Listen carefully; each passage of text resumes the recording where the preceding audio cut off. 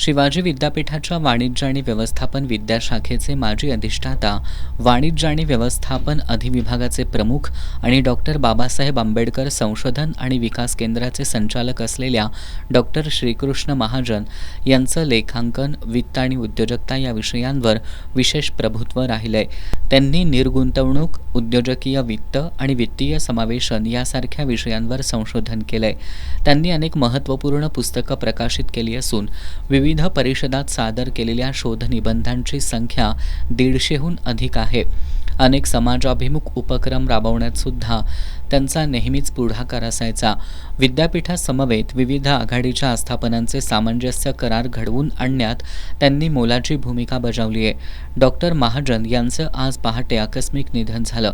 Doctor Mahajan यांच्या निधनामुळं शिवाजी विद्यापीठाची मोठी हानी झाल्याची भावना प्रभारी कुलगुरू डॉक्टर सुरेश गोसावी यांनी व्यक्त केली.